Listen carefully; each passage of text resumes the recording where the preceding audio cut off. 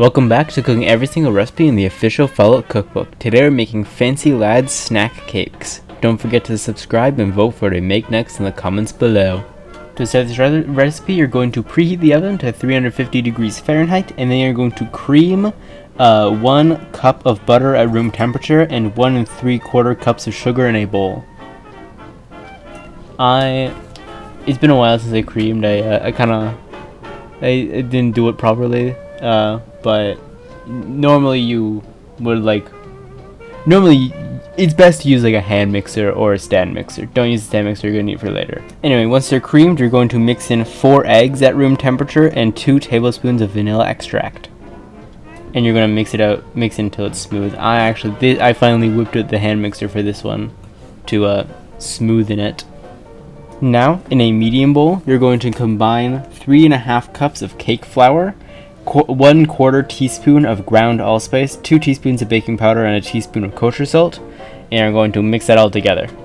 Now you're going to mix half of your flour mixture into your wet ingredients, and then you're going to add the other half along with a cup of milk and mix it all together.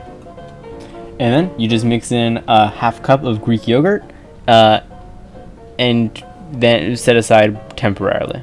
The next thing you need to do is you need to grease a 10 by 15 baking pan with butter. And then you're going to pour in your batter and throw it in your preheated oven for 30 to 40 minutes until a toothpick inserted in the center comes out clean. Then you're going to transfer it to a wire rack and allow the cake to completely cool. While your cake is cooling, you're going to grab your stand mixer and add in half a cup of unsalted butter, a 1/4 cup of cream cheese, and 3/4 cups of marshmallow cream, or it's marshmallow fluff. You're going to combine that, and then you're going to mix in a tablespoon of vanilla extract and whisk it until it's all smooth with the stand mixer whisk attachment. And then you're going to add in 2 cups of confectioner's sugar and 2 tablespoons of heavy cream, and you're going to mix that until it's smooth. And then you're going to put both this and your now cooled cake in the fridge for 30 minutes. Once it comes out of the fridge, you're going to put it on a cutting board and you're going to cut your cake into 12 to 24 pieces. Once they're all cut up, you're going to take your marshmallow filling and you're going to put it into a piping bag, or if you have the little squeeze bottle thing that I have, and you're going to layer a layer of marshmallow filling on half of them.